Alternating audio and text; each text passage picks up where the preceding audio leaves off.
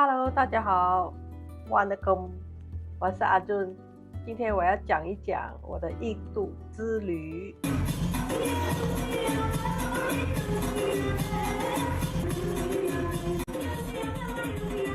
今年的2月初，我跟朋友飞去了印度新德里 （New Delhi）。我朋友他们是马来西亚代表，要出席一个国际会议的重要人物，而我只是 tag along 罢了咯。这样第一天我们到那个机场然后就有人来载送嘛，然后我们就搬东西啊，上车啊，然后就体验到印度的交通了。真的是之前听说过的，都一点都没有夸张。3条 lane 可以变成5条 lane， 大家都在 horn， 然后挤。可是你看他们的脸还是很平静。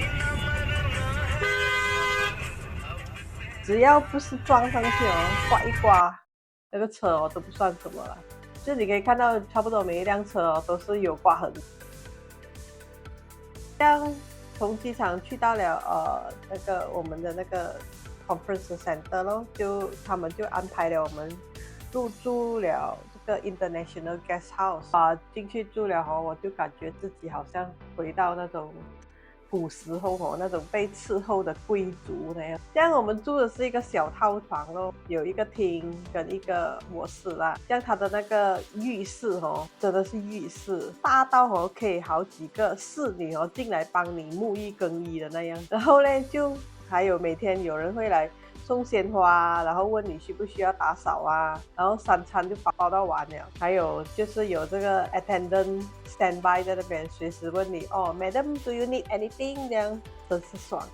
所以每天都吃着非常精致的北路餐然后很好吃，它的那个香料啊什么非常好吃，vegetarian 的都很好。然后那些所有的活动都是在这个机构的建筑范围里面所以这个有公园啊、水池啊、草坪啊，周围就有那个高墙，然后有出入口，有保安管控所以随便人是可以进去的。这样我的朋友他们是有公务在身嘛，所以他们就很忙，要开会啊什么的，而我就可以睡到自然醒，然后过着那种饭来张口、茶来伸手，就最多在围墙里的公园溜达，看看鸟，看看狗，追来追去，享受我的贵妇生活了。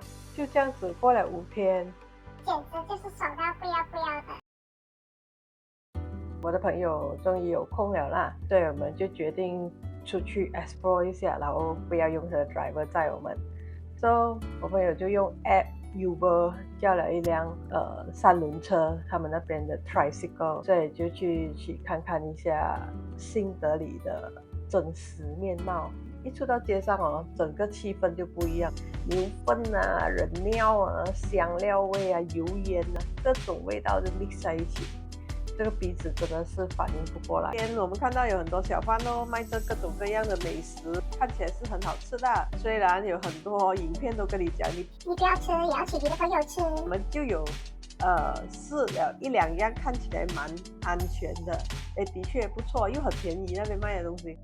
这样这里也有分高档区跟普通平民的街头，不只是价钱啊、服务啊、卫生啊。那边的人种啊都不同，虽然只是个几条。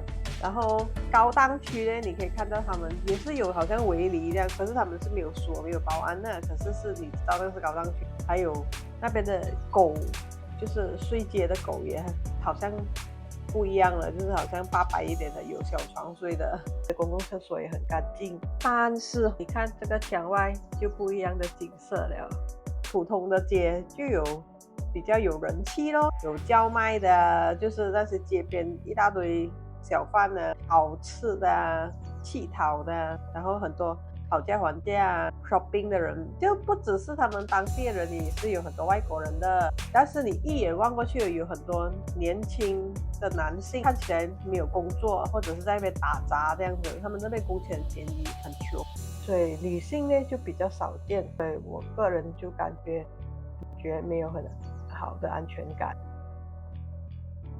这样到了最后一天，我们就有租了一辆 MPV 去 Taj Mahal 了，我们几个人，然后就从新德里出发到 Agra， 要走那个 toll road， 就是 highway 这样子，大概要3-4个小时。但我们的司机就没有开很快，大概每个小时100到120公里吧。但是呢，他就很喜欢走在 fast lane 的，我不知道做什么。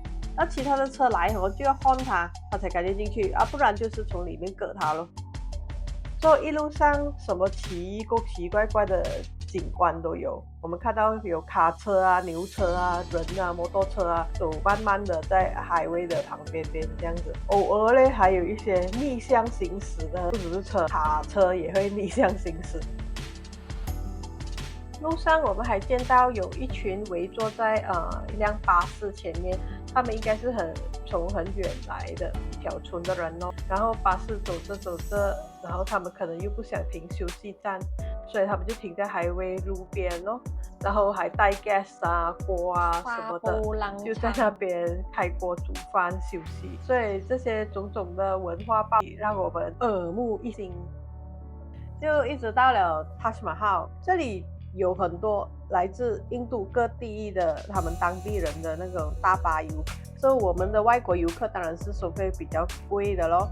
可是好处就是我们可以通过 VIP 通道直接进去，不用跟当地人挤。在印度就不要主张什么平等待遇了。进到去大马哈就果然很马哈，哇，壮观到无话可说。那种白色的大理石，冷冰冰的，闪闪发亮。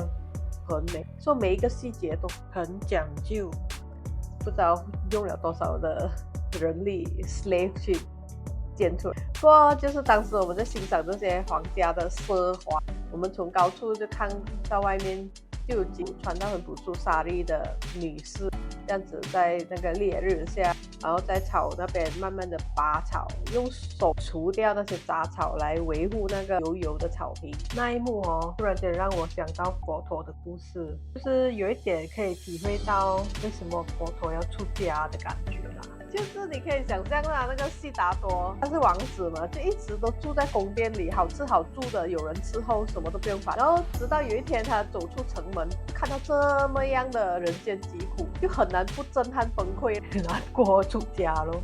从奢华走到平民百姓之间，这一趟的新德里之旅，好像不只是旅行，而是一种生活的体验，亲眼看见现实的残酷，还有那种无能为力的感觉。我们只能够更感恩和承认自己是有多么的幸福，所以不要再埋怨我们一直都活在自己的舒适圈而不自知。所以你敢不敢走出你自己的舒适圈呢？好了，今天就讲到这里，谢谢大家的收看。喜欢我们的视频，闲人闲事聊，就请多多订阅、按赞和分享，这将会是对我们最大的鼓励。谢谢，下期再见，拜拜。